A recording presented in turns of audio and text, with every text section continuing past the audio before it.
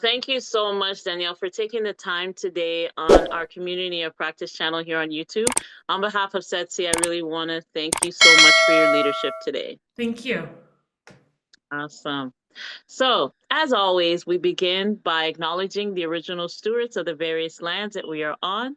We also acknowledge our ancestors. We acknowledge all those who toiled without compassion or compensation. We acknowledge all the elders and community stalwarts whose shoulders we stand on as we build, share, learn together for our collective liberation and sovereignty. So if you can please do us the honors by introducing yourself to our listeners and viewers and tell us about your amazing work. Thank you. Yeah, my name is Danielle Gibbie, and I'm the Executive Director of the Annauma Community Foundation. I've worked in the charitable and social impact sector my entire career, and I'm with Annauma really excited to bring my background to support their vision, which is helping to ensure that Inuit communities are healthy, confident, and have what they need to thrive. Annauma we're the first community foundation in Nunavut, and going a bit deeper than that, we're actually the first foundation that's based in Nunavut. And so our purpose is to provide trust-based granting, flexible trust-based philanthropy to support the incredible work that nonprofits and charities across the territory are doing. Coupled with that, we also are building a strategy to help strengthen their internal capacity. We recognize that so many of these organizations are running incredible programs and projects, but it's often their internal capacity or limitations that are helping them from realizing their mission. So that can be help with governance support, legal support, getting their finances in order, helping to build internal finance processes and systems so they can get an audit, and really helping to strengthen and build the charitable sector in Nunavut as a whole. An interesting fact is in Nunavut, we have only 38 registered charities, but we have over 200 nonprofits. So really different landscape compared to Southern Canada. Awesome. We thank you for that. So if you can tell us your personal mission and what inspires you about the work that you do? Before joining Annauma, I was working in international development. That's where I've spent most of my career, particularly working with organizations that are doing projects in West Africa and Ghana, Kenya, and Ethiopia.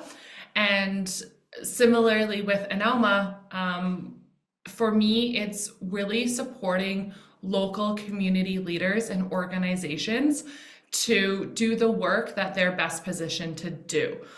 So helping to take away the barriers that often exist in funding and philanthropy in the charitable sector, and enabling these individuals and organizations to really be the champions and stewarding their work. Too often in the philanthropic sector across the world, it's people with money, people with funding and resources who are making decisions about what projects get funded, how it's being done, who the partners are, and it shouldn't be that way. So it's amazing with Annauma that we're able to put that decision making, put that trust into hands of local leaders and organizations, and we actively say to them, you are the experts, you know best, and they get to make these decisions. So I think what drives me is really shifting that power in philanthropy and putting it into the hands of local actors and communities that know best. Totally agree. Absolutely. So what challenges or barriers have you faced in your work, and how were you able to overcome them? Yeah, I mean, just practically speaking, without going too deep right off the bat, working in Nunavut is hard. We have challenges with internet connectivity. There's 25 communities across the territory. There's no roads that connect the communities. Every community you have to fly into. Travel is incredibly expensive. Those flights to fly from one community to another look more like a ticket flying internationally overseas. So the cost of actually doing business is really high in Nunavut. And what that means for the sector is that they often are not properly funded to do the work that they need to do. There's program dollars and funding there, but there's not enough dollars for capacity building, for their staff to take leadership training, things like that. So just being in Nunavut presents unique challenges that you don't see in Southern Canada. I think beyond that, we're a new organization. So we're a new foundation. It's new for the community in Nunavut to see a nonprofit organization that's also a foundation. We wear both those hats. We're fundraising from foundations and corporations and governments, and then we're taking those funds and we're distributing them to community-led organizations.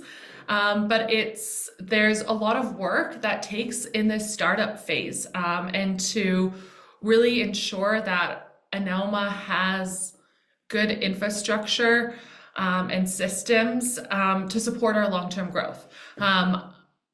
I think it's really easy. I mean, the mission, the work we do is amazing, but equally as important is what's done behind the scenes. That's definitely not sexy.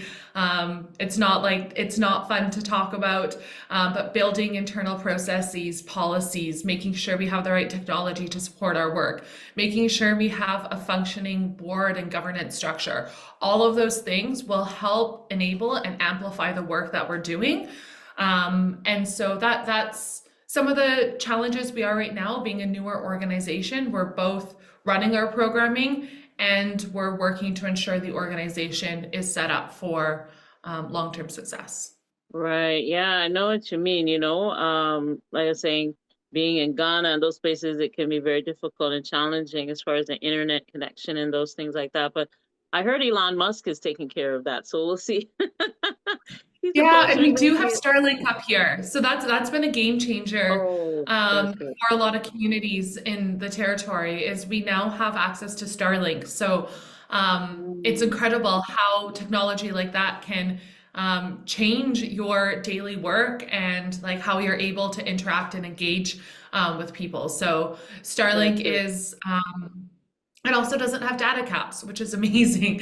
I Oh, have other wow. feelings about Elon Musk, but in how Starlink has enabled connectivity for the North, that's incredible. That's it. That's it. I think he just kind of connects himself with projects. I don't think he actually does them, but if he likes them, he'll fund them. I think that's, Fair.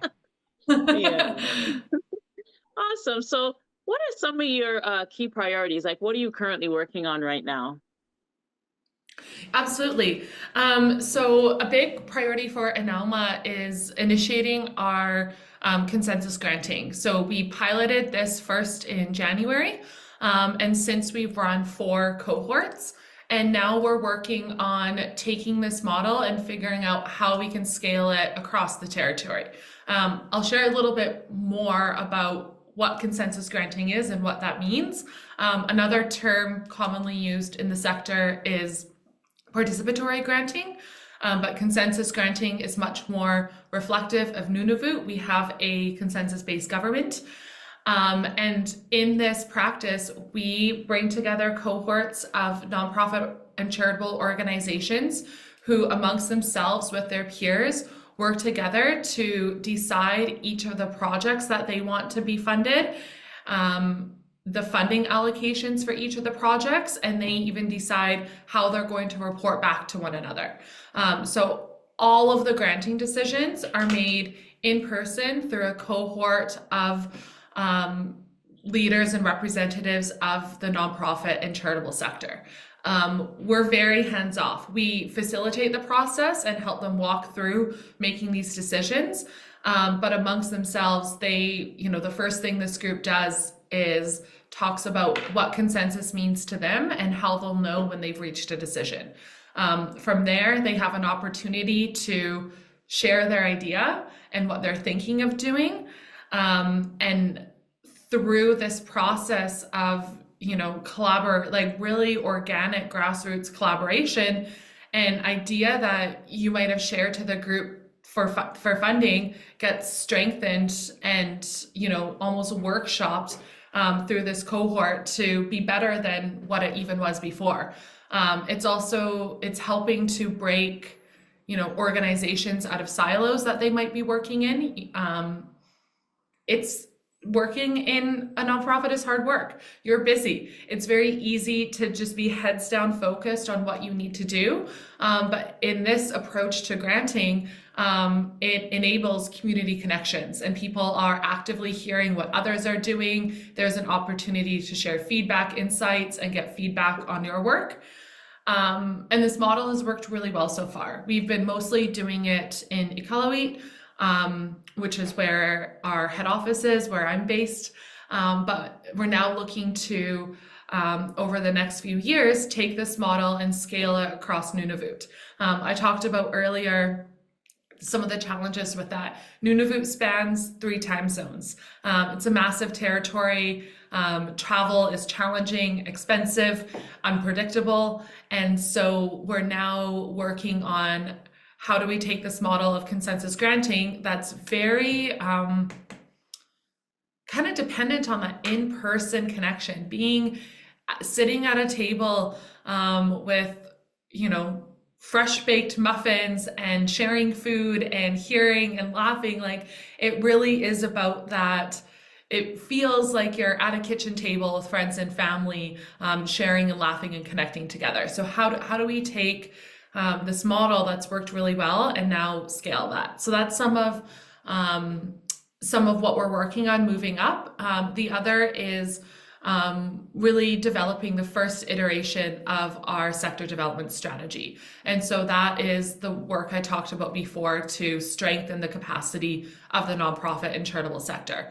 And so that might be through different workshops, providing opportunity for funding to engage consultants to help for work, mentorship, but really working on building and then implementing that strategy. Awesome. Wow. 3 time zones. My goodness, that is massive. Wow, Yeah. that's really good.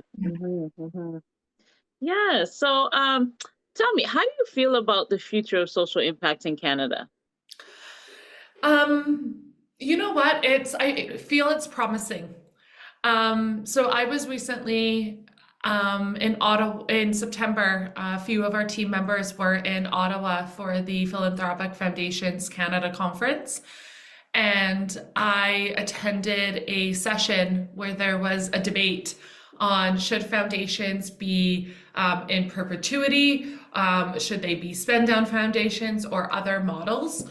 And I went into that session with a bias that, you know, all foundations should be spent down. We shouldn't be holding onto massive, you know, multi-million, billion-dollar endowments forever when there's such a need to support community now. But I walked away thinking a bit differently, that all types of foundations serve to exist. And hearing, you know, the people in the room that were speaking are representatives of very large private, family, and corporate foundations. And there's a lot of progressive thinking and recognition that we need to change the system in how we're funding organizations, how we're established, how we're making decisions. There's a lot of foundations who, since they've begun, have made decisions, you know, based on the family members, the founding family members. Those are the ones making funding decisions. And there's a lot of progress and movement now. And, you know, not everyone has it right. People are still in this process of figuring out how do we do this, but making that shift from a family who probably doesn't really know the social impact sector very well to putting that decision-making power in the hands of community. And so that inspires me. That's something that I'm really excited about. And I think that the opportunity to, you know, shout out to PFC for hosting this incredible conference that brings decision makers together, and you get to hear about what others are doing, and that starts to shift and evolve your thinking and practices, because we can all be better at what we're doing. And I think as long as leaders in that sector come with curiosity and come with always have curiosity and always have that mindset that we can be learning and adapting our work and doing better, then I think there's promise and hope in that. Absolutely. I always say, we're doing the work. We're like little pieces of puzzle trying to put everything together. And also collaboratively, we know that collaboration is the key to social change. And I think, you know, us doing what we're doing, we're really helping. I mean, because at the end of the day, I always say this, it's always we're planting the seed for the next generation, because it may not be our lifetime, but we are putting in the work now so that the benefits can be reaped in the latter generation, So excellent. Beautiful. Excellent. Yeah. And it can be hard sometimes, right? Like the work Yeah, that we're all doing can be tough, and that progress is often incremental. You don't see big shifts and leaps day to day, year to year. It's very incremental, but holding on to that seed of hope that we're doing this for future generations, that's intrinsic motivation. Yeah. absolutely, absolutely. That's amazing. So summarize your ultimate goal and what does success look like to you? Oh, wow. I have always been a person, I've never had 5-year plans, 5-year goals. Um, for my life has been much more focused on, when an opportunity presents itself, um, assess it and see if it makes sense and follow that opportunity at that time. Um, but so I'll speak personally and then for Annauma, but I think for me, it's always I think my life purpose is being in service for others and for communities, and helping to enable and amplify the work done by people who deserve to be recognized for the work they're doing. So how can I help and support and be in service of that is something that I'm always attuned to.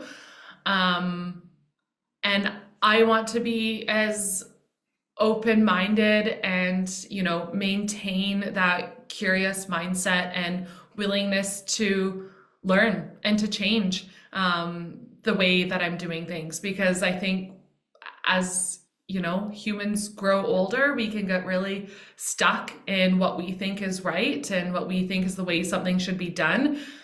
So just keeping open to new perspectives and new ways of doing things is a lifelong goal for me.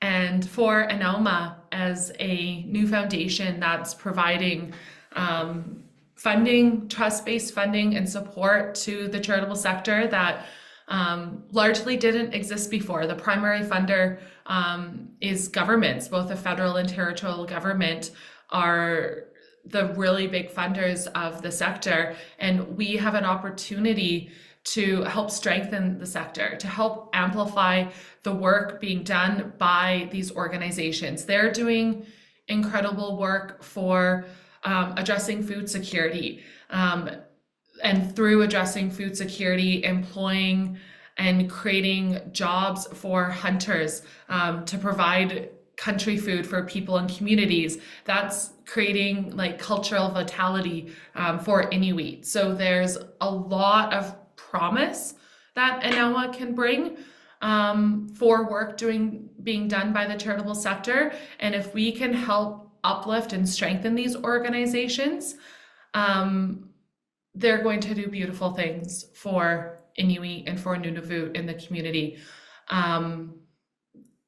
There's just need for more funding, more support, more capacity building. And so as Annauma is entering this journey, we have a lot of incredible donors who are walking alongside us and learning from us. We also invite others to either through Annauma or directly, come up to Nunavut, see what the sector is doing, and find ways that you can be supportive.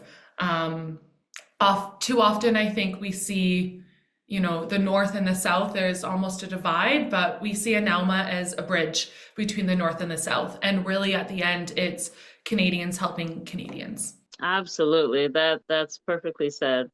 Totally. We thank you so much. Danielle, this has been very impactful. It's awesome to know different parts of Canada, what they're doing, in this collective space. So it's very exciting, and you're doing just amazing work. So my last question for you is, do you have any closing thoughts or calls to actions at this time? Absolutely. To everyone listening, I feel most of us are already involved in the social impact sector in one way or another. But I encourage you to, this season, we're at the beginning of December.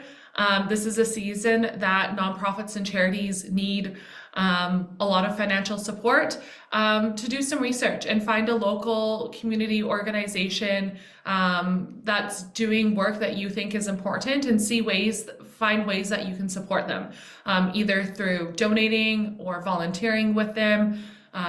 There's lots of calls to action from the sector. So go out and find an organization that's meaningful to you, and find a way that you can support them this month. Perfect.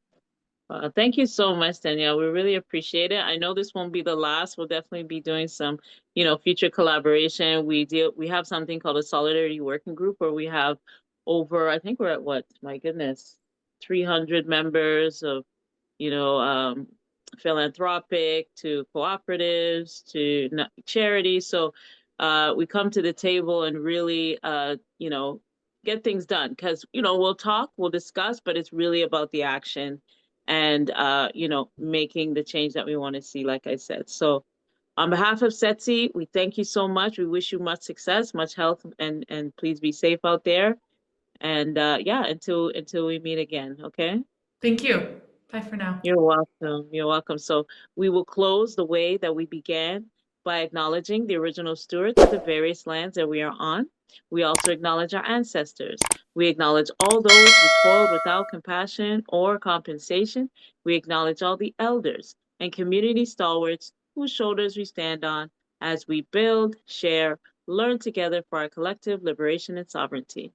So thanks again, Danielle. We'll be in touch. Beautiful. Thank you so much. All right. Have a great day.